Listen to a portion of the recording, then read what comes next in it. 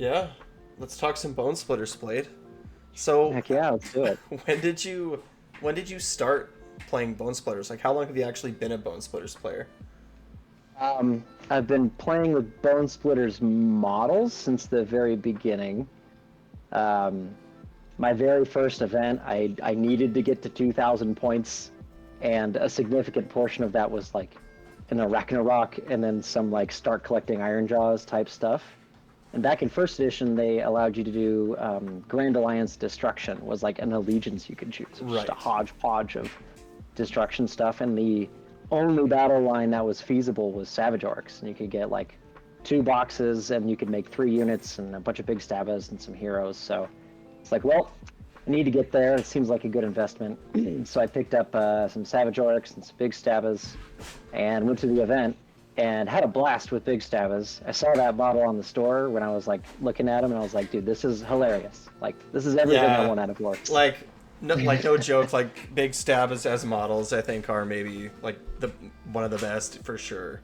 Bonesplitterz. There's so much character, is and like, I don't know, just so much is captured in that model, and they were awesome. They won me my only game that day, and so I kind of played with them like off and on when I was playing like Grand Alliance Destruction, but I didn't actually get into Bonesplitterz until the pandemic, which was second edition, middle of second edition. A Facebook group I was in did a Tale of Warlords, which is like, hey, start with a start collecting, Right. and then over the next several months we're going to build up to like a 2,000 point army. And even though we can't do like in-person games as much, we could like show them off, or Sure. maybe have the thing where people like walk through. So I was like, well, I've got a bunch of these Bonesplitterz models that are either left over or I picked up on like huge discount at a store, and I've got some like ideas that like, this sounds fun, let's try it. So, And so sorry, carry on. yeah, no, so that Tale of Warlords thing was really my intro into the faction, and so like the second edition was really when I started getting into Bonesplitterz. And can you tell me, like, was the army really different back then? It had rules. Right. Sorry. No, dude, let the Yes. saltiness flow from your pores. Like, it's all right. No. It's all right. There are things. So yes, there were definitely some things in second edition that were very, very different. Ruck, which gets thrown around every now and then, was a very popular-ish playstyle, especially in first and then in second.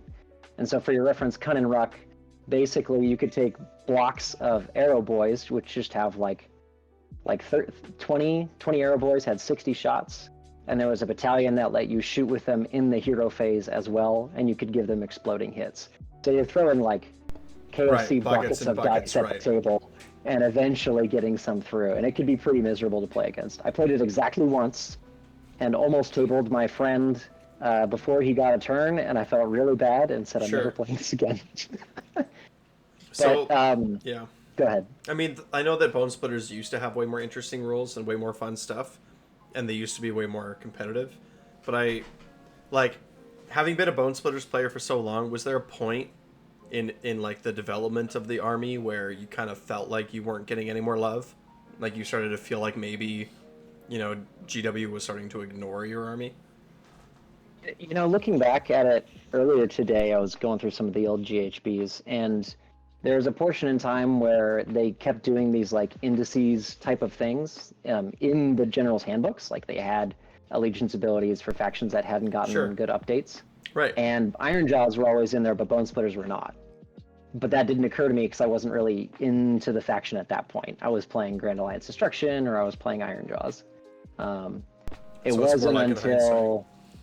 Yeah. And then everything else, like even later in second edition, you're like, okay, there's doing these Underworld's war bands, and then eventually Warcry. Like, we'll get models eventually, and we got a war band. It really wasn't until the third edition book came out that it hit me of like, what is this? What happened? Like, it just felt like we got forgot about, like literally an afterthought.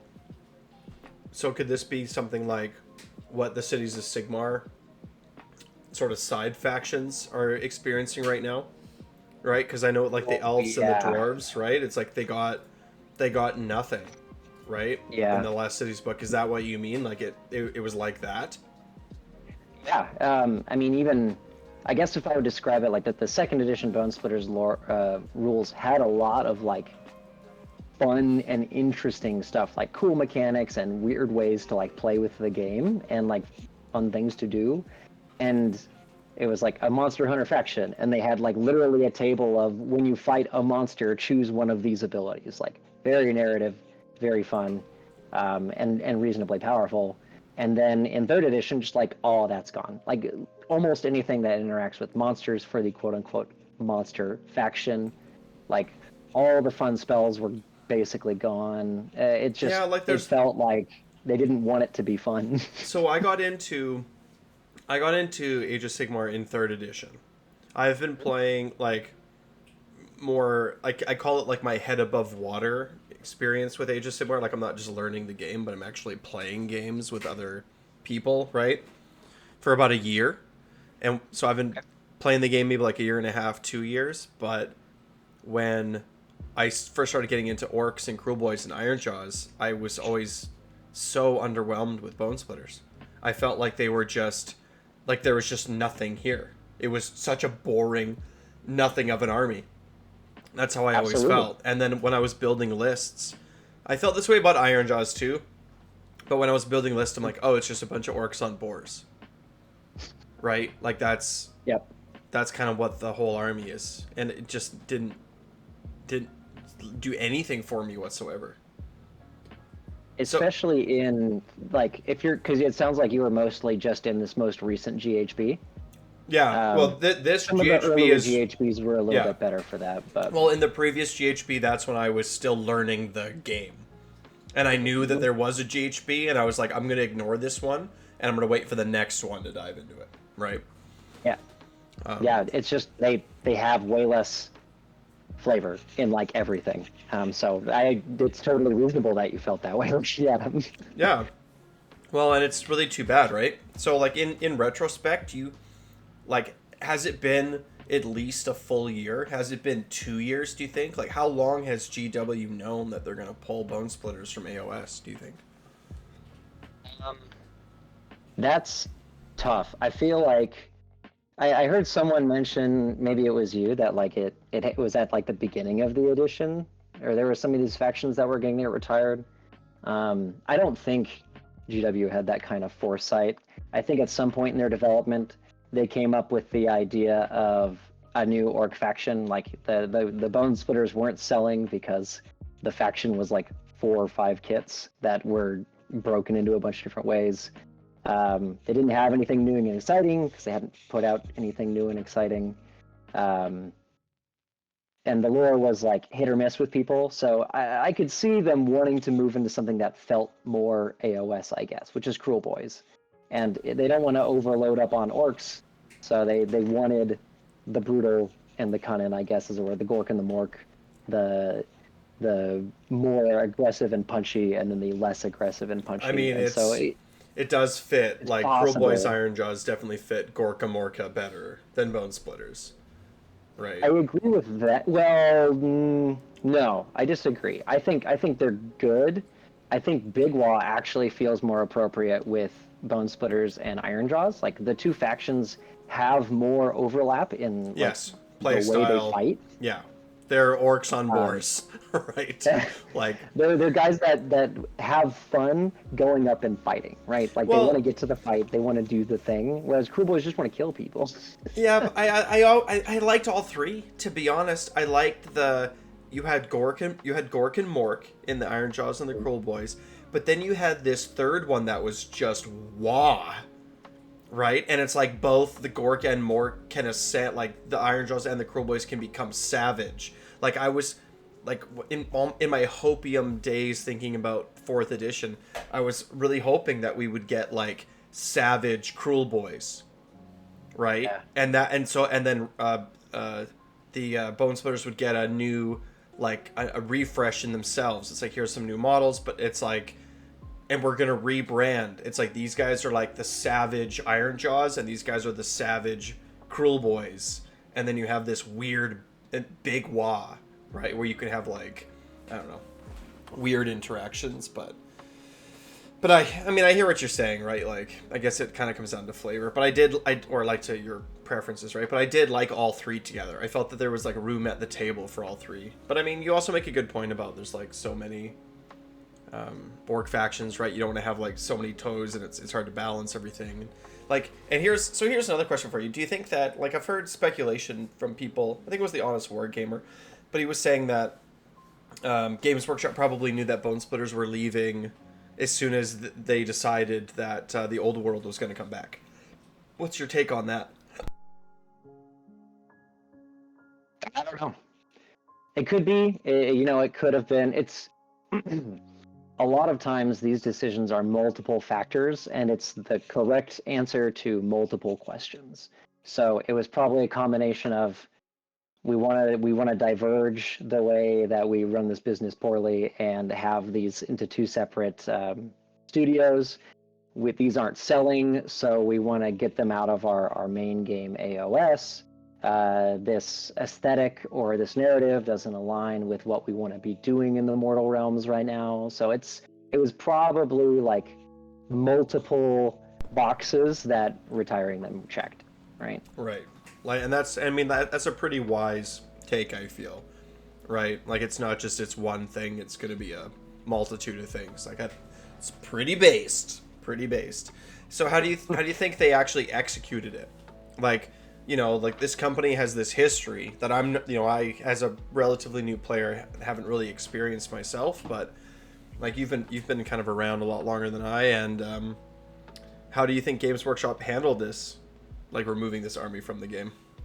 So generally, I expected, based on how they've been acting, where they just like flat out say, oh, all the Orlic war clans are getting new rules: Iron Jaws, Cruel Boys, and Big Wah, period. Yeah. It felt like I've been gaslighted by Games Workshop for the past couple of years. So I actually expected 4th edition to come out with no Bonesplitterz rules and like intentional silence from GW. So there's a good first thing. I just want to linger on this point a little bit, but the community at large all agreed that Bonesplitterz were gonna leave.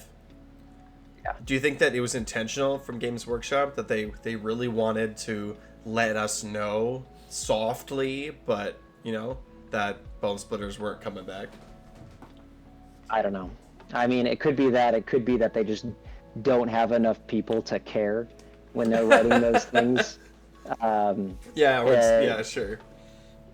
Well, and there was the recent Meta Watch or whatever it is, where they're like, yeah, with Bonesplitterz, no one's playing them, so we don't know what's going on. I'm like, well, no one's playing them because you've made them mad. If no one's playing them, doesn't that tell you that something's wrong? Well, and they know, they knew. I know. It was a PR thing. It's, I feel like that could have been done differently. Like they could have at least saved face and included Bonesplitterz and say oh, it didn't happen this time or something like that. But overall, knowing that I have a whole nother year to play the army and knowing when it's going to happen, that's gotten a little bit better each time that they've retired an army. The whole deserved retirement thing was pretty backhanded. Yeah, agree. It's hard agree. Very, very rude. Just a rude phrasing. Yeah. If only they could employ someone that cared, like you said. Oh, yeah. Executive caring officer, something like that. The last thing to really show, at least to me, if they are caring and doing good would be to make a set of fun and interesting and engaging allegiance abilities for 4th. The thing that would really suck is if it's as bad as they were in 3rd or worse, right? That's a really good point. It's hey audience, we're cutting this army. Here's a farewell tour. We're gonna give you. It's gonna be strong. It's gonna be good, right? Have a good time with your army, or is it gonna be ignored? Oh, dude. we're gonna have to revisit that idea after we get the book back, after we actually have our rules, because like that's such a good point. It's like you guys have just been ignored for so long, and are they just going to continue to do that? Like, I have this feeling that Games Workshop, like, when they decided that Bonesplitterz, that they've known for years and years and years that Bonesplitterz were leaving, and then they just sort of like never gave them any love on purpose, because they, you know, like, they'll sell models and whatever, but it's like, we're not going to get everyone super hyped about awesome Bonesplitterz and then yank them. We're just going to like slowly send them out to pasture by making them kind of boring and kind of, you know what I mean, and just like getting as many players off of Bonesplitterz as possible over this length of time. Like, yeah, I don't know. That it kind of makes me think like that. I don't know that they're that well organized. Right, exactly. Right. Like, logistics, I think, are a big thing, and it's pretty. From my understanding, like, the teams are just generally understaffed, and so if you have things like, if no one's like, the typical thing is that models get made and then those get sold to the teams to make rules for them, right? It's not like most people assume like, oh, we need new models for X faction. From my understanding, that's not how it works. Right. So if the teams aren't making new Bonesplitterz models because they don't want to do that, and then the development teams are strapped, so they're not like coming up with interesting rules because they have to test the new factions and Cruel Boys and next editions and stuff like that. Like, at some point it became evident that, like, you know, we don't have the resources to support that, and it's going to die because of that. Right. So again, just like multifaceted. Yeah, it's funny what you say about models, because we all know that Kragnos was meant for beastmen. Right. I learned recently that that is specifically not true. Tell me more. And that, like, I mean, I was just watching the recent, like, Warhammer Weekly, and they were talking about model retirement, and Tom brought up that, and Vince claimed that he knows very, very specifically for certain that Kragnos was designed to be exactly what he is, and was never meant to be a Beastman unit. Well, I guess just bad design then, I suppose we can... yeah, I guess you could say that. Well, it's awful. Obviously, again, like... No, it's... Like, here's... I could give you 5 better ideas off the top of my head, straight up. Here's a better idea. You just give us a new rogue idol and call it Avatar of Gorka Morka. There's your god. Like, there's just so many different ways, and it's got 2 heads, right? And it punches itself, and rocks fly off of it and stuff. Like, it's... I don't know, it's just... Yeah, I could do better. That's just what the rogue idol was. Like, it's rules. Well, yeah, exactly. But they kind of got rid of it, right? So then it's like, well, just like keep it on the same base, make a sick new, like, I don't know. Like, it's not... whatever. Let's not talk about Kragnos. I don't want to talk about Kragnos. Me either. Yeah, so just to kind of recap what you're saying about GW, so what I heard you say is that the way that they've done it was okay. It's just what they sort of said about it that sucked. Like, I think it sucks that it happened. The knowing a full year, like they specifically said, summer 2025 is when they will be retired. That is good to know. The fact that I get to like play the army I love in the new edition with my friends for like a full year, and then can just kind of switch off on the like new year, new army kind of train that you go through. That's all great, and that communication was all stellar. But then like the communication, the silence leading up to it, and the sort of like backhanded retirement comment where it's just the PR article of it, right? But yeah, but don't actions speak louder than words, right? That's kind of a truth, you know? Yeah. No, and it's definitely like, okay, someone thought they were being like cheeky or something. Exactly. Being respectful. Yeah. And it's like, no, like that's not how this works. Right. So actions speaking louder than words. Again, the final say on that will be the 4th edition rules. Right. Great. That's such a great take, man.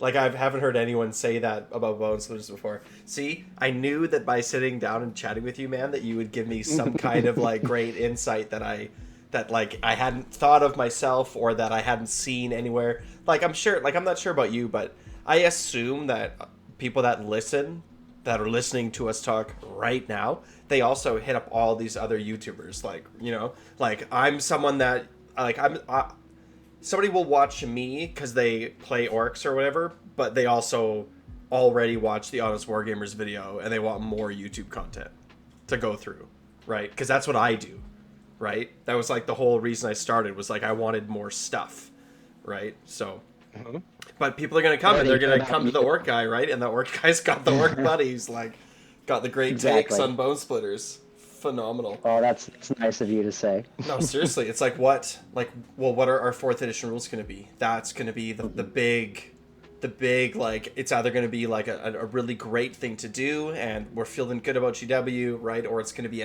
just another kick in the teeth. And the rules are already written, right? Like, it's already been decided. Oh, it's crazy. So me, yeah.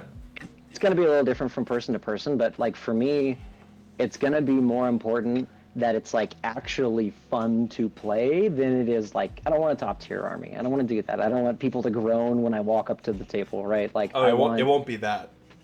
I want something that's fun to pilot. I miss like having my boar boys and like retreating them 36 inches forward over my opponent's units onto objectives or something like that. Like I want ways to like interact with the game meaningfully in a way that like other armies probably aren't doing. Well, like, what's a good suggestion? Things like that. Other ones we had before were like, you can't retreat. They had a whole sub faction where you just couldn't retreat from, and you had to attempt to charge them if you were within 12. So that created a fun kind of control game where you could throw up some like anvils and like pull the opponent off of objectives and stuff. I like the whole pre-game move. Like Bonesplitterz have typically been like pretty mobile, so leaning into that and giving a control aspect, right? So the crew boys are like a castle. The Iron Jaws are typically more up in your face.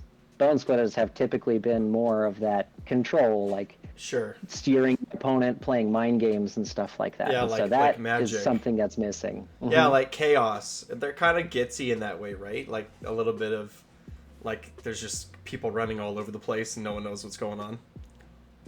A little bit. Right. Yeah. So I guess, are you gonna keep your army a year from now? Are you gonna keep all your Bonesplitterz models on your shelves, even if it's not playable in competitive AOS? Well, I mean, I've already started rebasing some things. Like I have a rogue idol that's a giant stone pig, and I rebased that to be a tusk boss. I somehow managed to squeeze it onto the base. My other rogue idol will probably be a mega gargant or something like that. I think somewhat spitefully, I'll end up mashing my Iron Jaws and Bonesplitterz units together and making a like Bonesplitterz-ish aesthetic Iron Jaws army. Okay. And that'll be my way of like continuing to love, right? Like I can continue to play that narrative.